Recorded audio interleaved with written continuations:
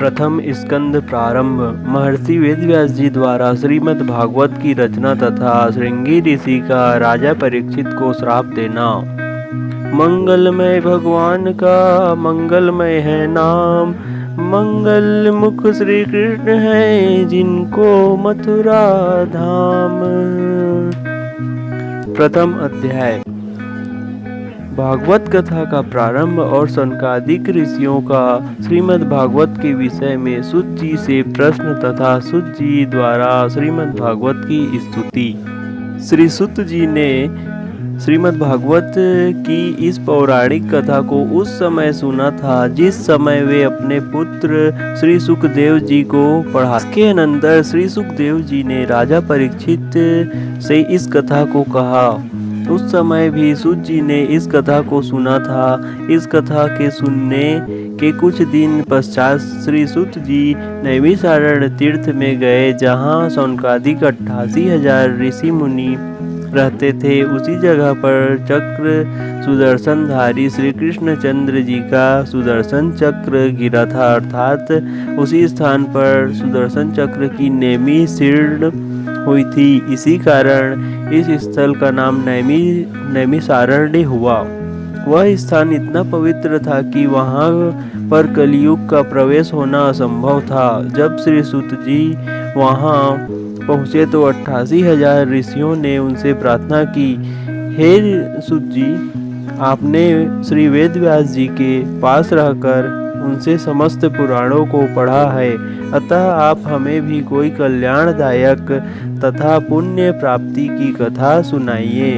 इस पर सूत जी ने कहा, हे ऋषियों, जो महाप्रभु सब जीवों का पालन करते हैं तथा महाप्रलय भी वही करते हैं, जो अपने तेज से स्वयं प्रकाशित रहकर समस्त देवताओं को भी ज्ञान प्रदान करते हैं तथा जिनके बल पर संपूर्ण सृष्टि का संचालन होता है, उन्हीं श्री हरि भगवान का पूजन करते हुए महामनय श्री वेदव्यास जी कहते हैं कि श्रीमद् भागवत में ऐसे परम धर्म का वर्णन किया गया है जिसके कारण कपट तथा लोभ आदि जड़ से नष्ट हो जाते हैं। उसमें ऐसे निर्गुण धर्मों का वर्णन दिया है जिनके पालन से तीनों ताप एवं समस्त पाप नष्ट हो जाते हैं और संसारी प्राणी के हृदय में श्री नारायण जी के चरणों का वास हो जाता है। अतः इस श्रीमद् भागवत को समस्त वेदों का मूल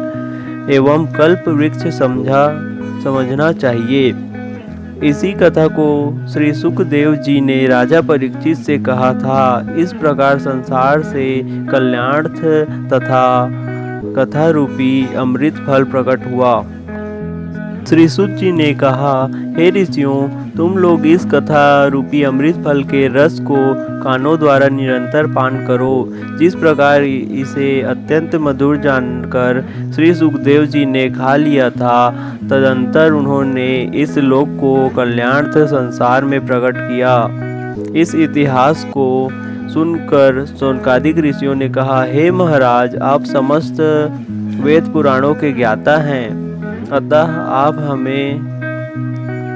हमको अपना शिष्य मानकर संसार भर के जीवों को भवसागर से पार उतारने वाले जो संपूर्ण वेद पुराण तथा शास्त्रों का सार है, उस कथा का वर्णन कीजिए, जिससे हम लोग भी मोक्ष के अधिकारी बन सकें। इसके साथ ही आप हमें यह भी बतलाने की कृपा करें कि जिन परम ब्रह्म परमेश्वर ने मृत्यु लोक में आकर देवकी के गर्भ से जन्म लिया, उसका क्या कारण था और श्री बलराम जी के साथ रहकर उन्होंने संसार में कौन कौन से चरित्र किए तथा जिस समय वे परम धाम को गए, उस समय वे धर्म को किसके लिए सौंपे गए, इन सब बातों को भी हमें बतलाने की कृपा करें, क्योंकि उस परम ब्रह्म परमात्मा की लीलाओं को कहने सुनने से प्राणी आवागमन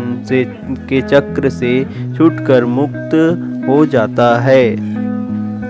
दूसरा अध्याय। श्री सुखदेव जी का विरक्त होकर वन में जाकर तपस्या करना। व्यास जी कहते हैं, शौनकादिक ऋषियों की यह अभिलाषा जानकर सूत जी बहुत प्रसन्न हुए। तत्पश्चात उन्होंने प्रथम तो श्री सुखदेव जी के चरण कमलों का स्मरण किया, जिनके द्वारा उन्होंने श्रीमद् भागवत को सुना था। इसके बाद वे शौनकादिक 88,000 ऋषियों से कहने लगे, हे ऋषियों, अब मैं आपको श्रीमद् भागवत की कथा सुनाता हूँ, जिसमें आनंद कंद श्री कृष्णचंद्र जी की पवित्र लीलाओं का वर्णन हुआ है। आप लोग उस अमृत रूपी कथा को एकाग्रचित होकर श्रवण करें। सूत जी बोले, हे ऋषियों, महामना श्री सुखदेव जी बाल्यावस्था में यज्ञोपवीत संस्कार से पहले ही इस संसार को स्वप्नवत मिथ्या मानकर घर को त्याग कर वन में तप करने के लिए चले गए। जिस समय श्री सुखदेव जी के पिता श्री वेदव्यास जी ने अपने पुत्र का यह हाल देखा तो वे उन्हें घर लौटने के लिए उनके पीछे दौड़ पड़े और श्री सुखदेव जी को पुकार कर कहने लगे, हे पुत्र, तुम हम लोगों को इस प्रकार छोड़कर कहाँ चले जा रहे हो? क्षण यहाँ ठहर कर हमारी बात सुन लो।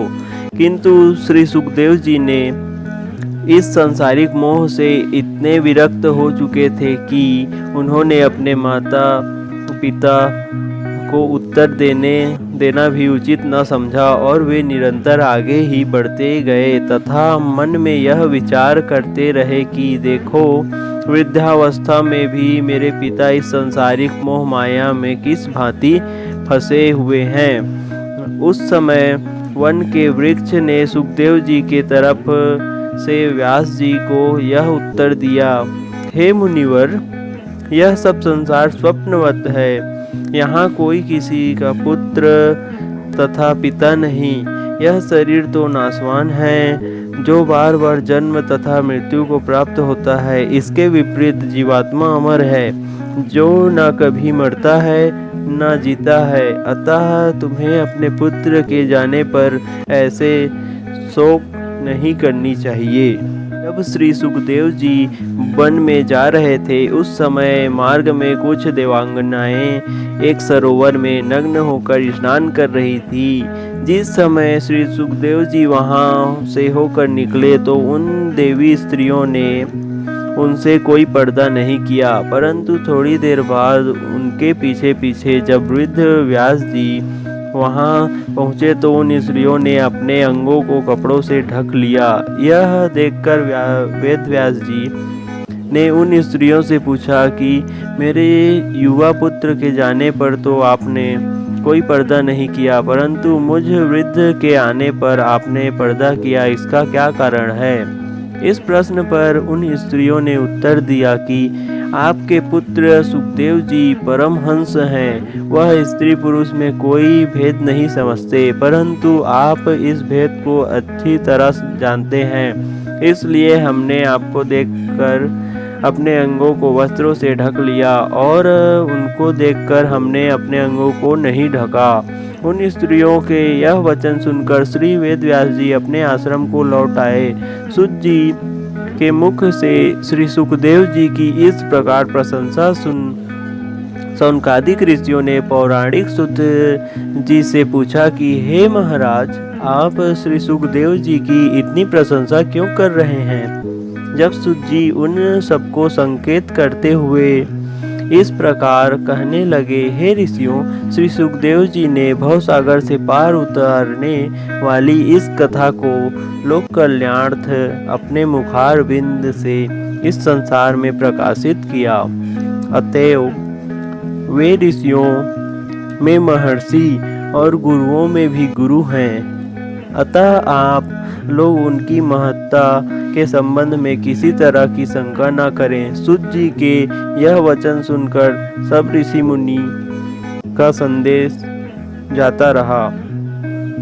अपनी कथा सुनकर श्री सूत जी कहने लगे, हे ऋषियों, इस कथा को सुनने से मनुष्य विरक्त एवं ज्ञानी होकर मोक्ष को प्राप्त हो जाते हैं। इसलिए मनुष्यों को चाहिए कि वह एकाग्र मन से श्रीमद् भागवत कथा को सुने और अपने मन को माया मोह से हटाकर श्री हरि भगवान के चरणों में स्नेह करे।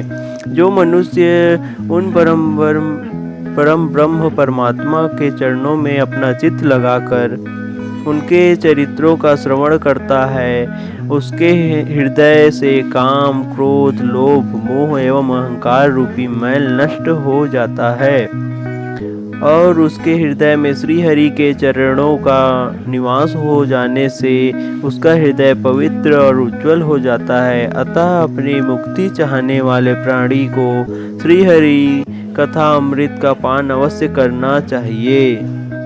श्री हरि की कृपा से ही मनुष्य का मन सत्संग में लगता है। हरि भजन एवं उनकी कथा सुने बिना हृदय पवित्र नहीं होता। जैसे मनुष्य का स्वभाव राजसी, तामसी एवं सात्विकी तीन प्रकार का, तामसी को काष्ठ की, राजसी को धुआं की, वैसे ही राजसी, तामसी एवं सात्विकी यह तीनों प्रकार की देव पूजा भी होती है। शास्त्रों में तामसी को काष्ठ की, राजसी को धुआं की तथा सात्विकी को अग्नि की उपमा दी गई है। जो सिद्धि अग्नि को प्राप्त होती है वह काष्ठ अथवा धुएं से प्राप्त नहीं हो सकती। इसलिए सात्विकी भक्ति एवं पूजा करने वाले ही मोक्ष को प्राप्त होते हैं। संसार में जितने धर्म, यज्ञ, तप तथा व्रत आदि हैं, वह सब जगत पिता परमात्मा के रूप से इस प्रकार लय हो जाते हैं जैसे बरसाती नदी नालों का जल बहकर समुद्र में समा जाता है।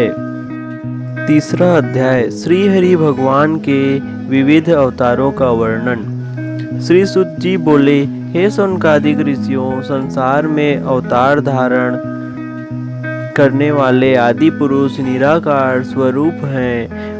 उन परम ब्रह्म परमात्मा के रचित अवतारों का वर्णन आप लोग ध्यान से सुनिए।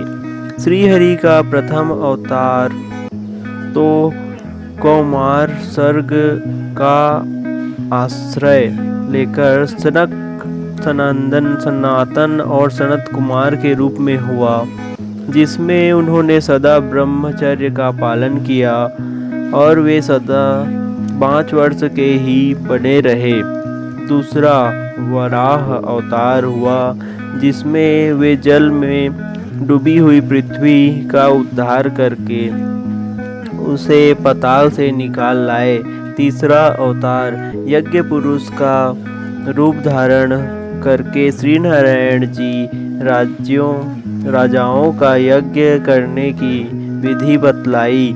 चौथा अवतार है ग्रीव का था, जिसमें पूरा शरीर तो मनुष्य का था किंतु मुंह घोड़े के समान था। उस अवतार में श्री नारायण जी ने ब्रह्मा जी को वेदों का पाठ पढ़ाया। पांचवा अवतार नर नारायण के रूप में हुआ, उसमें उन्होंने सांसारिक प्राणियों को तपस्या का मार्ग दिखलाने के लिए बद्री केदार में बैठकर अखंड तपस्या। छठे अवतार में श्री हरि ने कपिल मुनि का रूप धरकर अपनी माता को सांख्य योग का ज्ञानोपदेश दिया। सातवें में अत्रि मुनि के यहाँ दत्तात्रेय का अवतार धारण कर राजा लर्क एवं भक्त प्रहलाद को वेदों की शिक्षा दी। आठवां अवतार ऋषभ देव के रूप में इंद्र की पुत्री चित्र देवी के गर्भ में लिया। उनमें उन्होंने जड़ चर्चा का मार्ग बतलाया तथा उनकी अवतारी के पुत्र जयदेव ने संसार में जैन धर्म की रचना की। नवां अवतार पृथु के रूप में राजा वेणु का शरीर मंथन करने से हुआ, जिसमें उन्होंने गौ रूपधारी पृथ्वी को दूकर उसमें छिपी हुई अन्नादित वनस्पतियों को निकाला। 10वां अवतार मत्स्यावतार लेकर श्री हरि ने राजा सत्यव्रत को सप्त ऋषियों सहित ज्ञान का उपदेश दिया तथा उसे अपनी माया दिखलाई। 11वें अवतार में श्री हरि ने कच्छप रूप से समुद्र मंथन के समय अपनी पीठ पर मंदराचल पर्वत को धारण किया।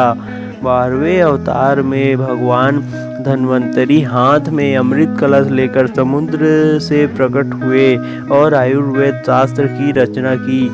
13वें अवतार में मोहिनी रूप से राक्षसों को अपनी सुंदरता से मोहित कर उनसे अमृत कलश प्राप्त कर लेने के लिए हुआ।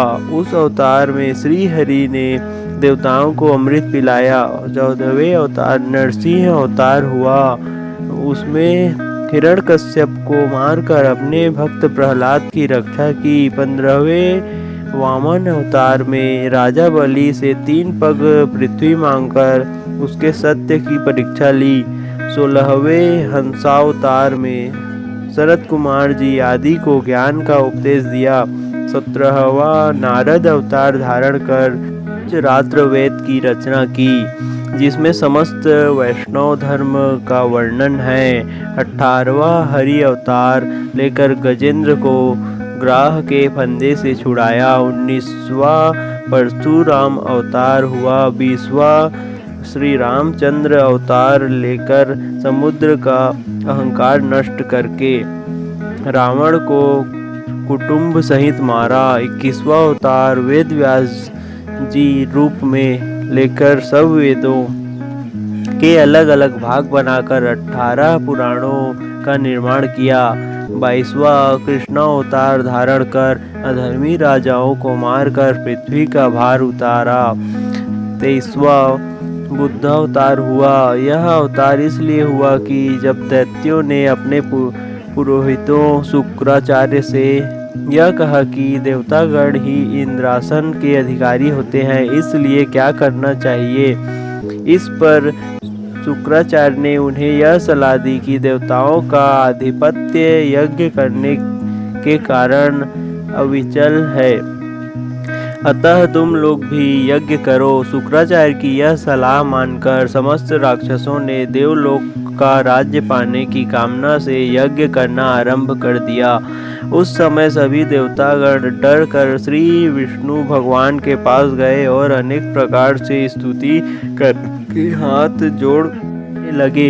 हे प्रभु, असुर लोग हमसे वैसे ही अधिक बलवान है, अब यज्ञ करने से तो वह और भी अधिक शक्तिशाली हो जाएंगे। उस स्थिति में हम उनको कैसे जीत सकेंगे। अतः आप कोई ऐसा प्रयत्न कीजिए जिससे हम लोगों का डर जाता रहे। देवताओं की इस भांति विनय सुनकर श्री नारायण जी ने बुद्ध अवतार धारण किया और मलिन वस्त्र पहने हाथ में चंवर लेकर उस जगह गए जहां असुर लोग यज्ञ कर रहे थे। बुद्ध रूपी धारण श्री नारायण हरि को देखते ही असुर ने उनका बहुत आदर किया। इसके पश्चात उनसे पूछा, आपके हाथ में यह क्या चीज है। बुद्ध भगवान बोले, यह चंवर है। मनुष्य जिस स्थान पर बैठता है वहां पर अनेक छोटे छोटे जीव कीटाणु दबकर मर जाते हैं, इसलिए उस जगह को झाड़ कर बैठना चाहिए। इसलिए हम अपने हाथ में यह चंवर रखते हैं कि अगर कहीं बैठे तो पहले उस जगह को इससे झाड़ लें। वह सुनकर असुरों ने उससे दूसरा प्रश्न पूछा, आपके वस्त्र मैले क्यों हैं। बुद्ध भगवान ने उत्तर दिया, वस्त्र धोते समय भी बहुत से जीवों की हत्या हो जाती है जो कि वस्त्रों में रहते हैं, इस कारण हमने वस्त्र ना धोने का व्रत ले रखा है। बुद्ध भगवान की यह बात सुनकर वे असुर मोहित हो गए और उनका मन यज्ञ से हट गया। उन्होंने आपस में विचार किया कि यज्ञ करने से तो जीवों की हत्या होगी, उस स्थिति में यज्ञ निष्फल हो जाएगा और हमें बहुत पाप लगेगा, इसलिए यज्ञ करना उचित नहीं। यह विचार कर असुरों ने यज्ञ करना बंद कर दिया। उसका फल यह हुआ कि उनका धर्म बल जाता रहा और देवतागण अधिक शक्तिशाली हो गए। श्री सुत जी ने कहा, हे ऋषियों, कलयुग के अंत में नारायण जी का 24वां अवतार कल्कि नाम से होगा। उस समय वे धर्म की वृद्धि कर मलेच्छों एवं अधर्मियों का नाश करेंगे। उन 24 अवतार में श्री कृष्ण अवतार 16 कलाओं से परिपूर्ण हुआ है। अन्य शेष अवतार में लीलामय प्रभु अपने कुछ अंशों से ही है अवतरित हुए हैं। संसार में जितने भी जीवधारी और जड़ चैतन्य हैं, उन सब में उन्हीं परम ब्रह्म प्रभु का प्रकाश समझना चाहिए, क्योंकि वे सभी श्री नारायण जी के अंश से पैदा हुए हैं। इस प्रकार उनकी नारायण जी के अवतारों की कोई गिनती नहीं है। वे अपनी माया से इस समस्त संसार को रचते हैं, किंतु आप उसके वशीभूत नहीं रहते हैं। उनकी लीला, नाम और चरित्रों को कौन जान सकता है? जो प्राणी सदा उन्हीं का स्मरण करता रहता है और उनके अलावा अन्य किसी का भरोसा नहीं करता, वही उन्हें पहचान सकता है। जो मनुष्य परमात्मा को जानने के लिए सांसारिक माया मोह का परित्याग कर देता है, उसी के हृदय में उस परम ब्रह्म परमात्मा का प्रकाश होता है। समस्त स्थूल तथा सूक्ष्म जगत में वे आदि पुरुष महाप्रभु अपनी सत्ता में व्याप्त हो रहे हैं, परंतु इस तत्व को केवल तत्वज्ञानी ही पहचान पाते हैं। भगवान वेद व्यास जी ने सांसारिक जीवों को भवसागर से पार करने के निमित्त श्रीमद् भागवत में समस्त वेदों का तत्व और भगवान के चरित्रों का संपूर्ण रहस्य भर दिया है। जिस समय आनंद कंद भगवान श्री कृष्ण चंद्र द्वारिका से अपने परम धाम को पधारे थे, उस समय धर्म का सूर्य छिप जाने के कारण जगत से समस्त शुभ कर्मों का लोप हो गया था। उस समय वेद व्यास जी ने इस श्रीमद् भागवत की रचना कर पुनः संसार में धर्म रूपी सूर्य का प्रकाश कर दिया। हे ऋषियों, जिस समय वेद व्यास जी ने यह कथा श्री सुखदेव जी को पढ़ाई थी, उस समय मैं भी वहीं पर उपस्थित था। गुरु जी की कृपा से यह कथा मुझे याद हो गई। अब वही कथा मैं आप लोगों को सुना रहा हूँ। चौथा अध्याय, व्यास जी के जन्म की कथा तथा महाभारत आदि पुराणों की रचना। इतनी कथा सुनकर शौनकादिक ऋषियों ने सुत जी से कहा, हे सुत जी, अब हमारी इच्छा है कि आप हमें श्रीमद् भागवत की वह कथा सुनावें जिसे श्री वेद व्यास जी द्वारा आपने श्रवण किया है, तथा यह भी बताने की कृपा करें कि इस कथा को श्री सुखदेव जी ने किस युग में राजा परीक्षित को सुनाया था। जब इस संसार में मृत्यु होना निश्चित ही है, तो फिर राजा परीक्षित को सर्प के काटने का भय क्यों हुआ, तथा यह भी बतलाइए कि श्री सुखदेव जी तो एक क्षण से अधिक कहीं भी नहीं ठहरते थे। फिर राजा परीक्षित के पास कथा सुनाने के लिए 7 दिन तक एक ही स्थान पर कैसे बैठे रहे, तथा श्री सुखदेव जी को राजा परीक्षित ने कैसे पहचाना। क्योंकि यह बात सुनकर पौराणिक सुत जी बोले, हे ऋषियों, मेरे गुरु भगवान वेद व्यास जी ने मुनि श्रेष्ठ पराशर तथा सत्यवती के संयोग से द्वापर युग के अंत में इसलिए अवतार लिया था कि सतयुग में मनुष्य की आयु 1,00,000 वर्ष और द्वापर युग में 1,000 वर्ष की होती थी। और जब तक आयु पूरी नहीं हो जाती थी, तब तक मनुष्य मृत्यु को प्राप्त नहीं होता था। परंतु कलयुग में मनुष्य की आयु केवल 120 वर्ष की ही रह जाएगी, तथा उसमें भी पाप कर्म करने के कारण वे इसके पहले ही मर जाएंगे। उन्होंने यह भी सोचा था कि अन्य युगों में तो मनुष्य दीर्घायु होने के कारण अपना समय यज्ञ आदि शुभ कर्मों में व्यतीत करके मोक्ष प्राप्त कर लेंगे, परंतु कलयुग में अल्पायु होने के कारण वे कोई भी धर्म कर्म नहीं कर सकेंगे तथा कलयुग में मनुष्यों के पास धन का अभाव रहेगा। इस कारण से भी वह धर्म न कर सकेंगे। वे कलयुगी जीवों सांसारिक सुखों में डूबे रहेंगे, मोक्ष पद प्राप्त नहीं कर सकेंगे। न केवल हरि भजन द्वारा ही उनका कल्याण होना संभव हो सकेगा। भगवान वेद व्यास जी ने कलयुगी मनुष्य को भक्ति का संदेश देने के निमित्त ही अवतार लिया था। एक दिन वेद व्यास जी सरस्वती नदी के तट पर पहुंचकर स्नान कर ईश्वराध्यान के पश्चात अपने मन में विचार करने लगे कि ये कलयुग के प्राणी कैसे मूर्ख हैं जो सत्संग द्वारा ईश्वर को पहचानने का प्रयत्न भी नहीं करते हैं और न सांसारिक तृष्णा को भी किसी तरह छोड़ पाते हैं।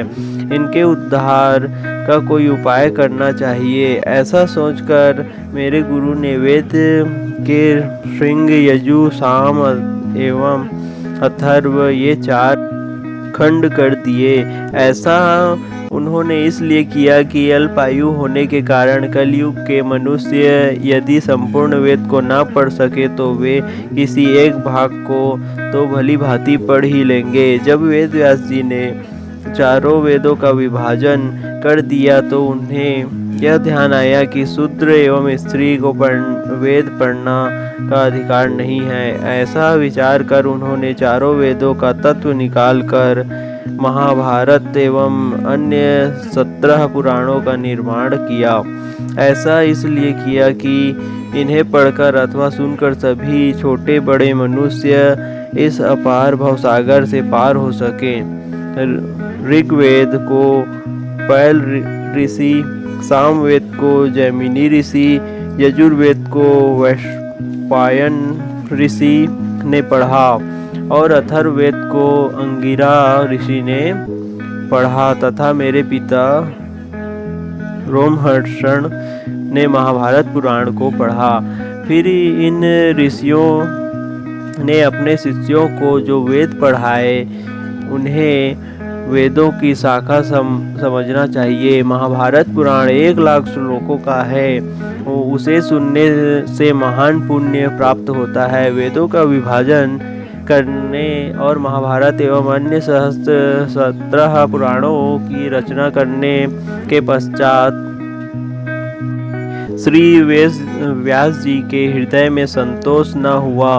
तब वे सोचने लगे कि इतने ग्रंथ की रचना करने पर भी मेरी आत्मा को शांति क्यों नहीं हुई।